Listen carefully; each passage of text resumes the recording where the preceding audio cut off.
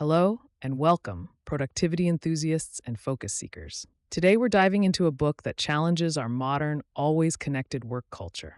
It's called Deep Work: Rules for Focused Success in a Distracted World by Cal Newport. Are you ready to explore the power of concentrated, undistracted work and potentially transform your professional life? Let's begin. First, let's define what Cal Newport means by deep work. It's the ability to focus without distraction on a cognitively demanding task. This is the kind of work that pushes your cognitive capabilities to their limit. It creates new value, improves your skill, and is hard to replicate. It's the opposite of the constant task switching and shallow work that characterizes many of our workdays. Now, I want you to reflect on this question.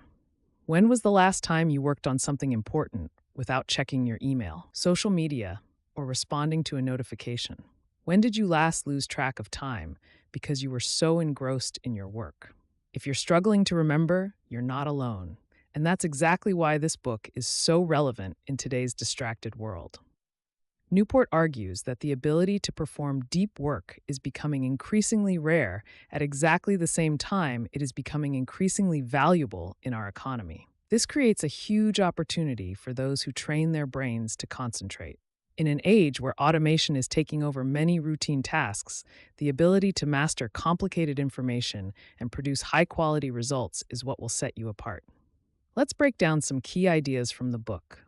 The deep work hypothesis. Newport posits that the ability to perform deep work is becoming increasingly rare at exactly the same time it is becoming increasingly valuable in our economy. As a result, cultivating this skill can provide a huge competitive advantage. He gives examples of influential figures like Bill Gates and J.K. Rowling, who attribute their success to periods of intense, uninterrupted concentration. Attention residue. When you switch from task A to task B, your attention doesn't immediately follow. A residue of your attention remains stuck thinking about the original task, which reduces your cognitive performance. This is why multitasking is so detrimental to productivity. Even quick glances at email can significantly reduce your cognitive capacity for your primary task. Here's a question for you. Can you recall a time when you felt scattered because you were jumping between multiple tasks? How did it affect your productivity and the quality of your work? Take a moment to really consider this. The 4 deep work strategies. Monastic. This approach involves eliminating or radically minimizing shallow obligations. Think of a writer retreating to a cabin in the woods to finish their novel. Bimodal. This strategy involves dividing your time into clearly defined deep and shallow periods. You might dedicate certain days of the week or months of the year to deep work, while leaving the rest for everything else. Rhythmic. This method is about creating a habit of doing deep work for blocks of time each day. It might involve starting each day with a 3-hour deep work session before opening your email. Journalistic. This approach involves fitting deep work into your schedule whenever you can, much like a journalist who needs to shift into writing mode at a moment's notice. Newport suggests that we need to be intentional about incorporating deep work into our lives. Here are some of his key recommendations. Schedule your deep work. Don't wait for free time. Actively plan when you'll engage in deep work. Be as specific as possible, down to the hour if you can. Ritualize your deep work.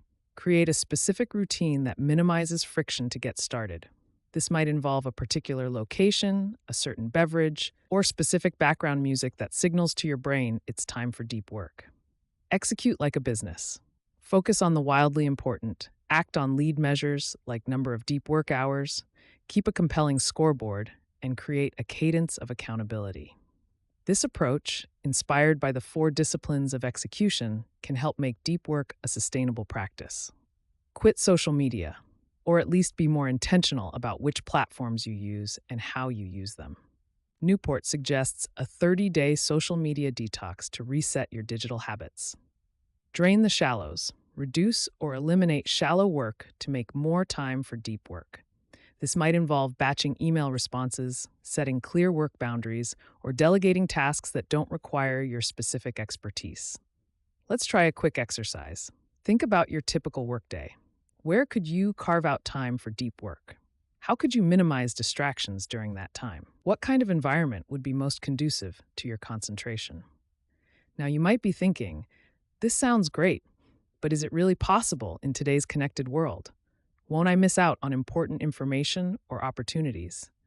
Newport would argue that not only is it possible, it's essential for producing valuable work and finding satisfaction in what you do. He suggests that most truly important information will find its way to you eventually, and the benefits of deep work far outweigh the cost of occasionally missing out on immediate updates. Here's a challenge for you. Over the next week, try to incorporate 1 hour of deep work into your day. Turn off notifications, find a quiet space, and focus intensely on your most important task. Notice how it affects your productivity, the quality of your work, and your sense of accomplishment. If possible, try to gradually increase this time as you build your mental muscles for concentration. Remember, the goal of deep work isn't just to get more done. It's about doing your best work, pushing your cognitive capabilities to their limit, and creating real value in an increasingly competitive world. It's about rediscovering the satisfaction of craftsmanship in your professional life. As we wrap up, consider this. What if many of the most meaningful and impactful contributions to our fields and to the world come not from busy, hyper-connected work, but from periods of focused, deep concentration? What could you accomplish if you could consistently tap into your full cognitive potential? Deep work suggests that by cultivating the ability to focus intensely, we can not only be more productive, but also find more meaning and satisfaction in our professional lives.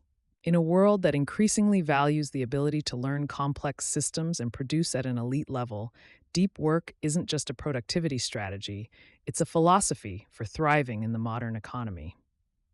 Thank you for joining me on this exploration of deep work. I hope these ideas have given you a new perspective on the value of focused, undistracted work and inspired you to reclaim your attention in a distracted world. Until next time, stay curious, guard your attention fiercely, and remember, in a world of increasing automation and distraction, the ability to do deep work might just be your most valuable skill. Now, why not close your browser and engage in some deep work of your own?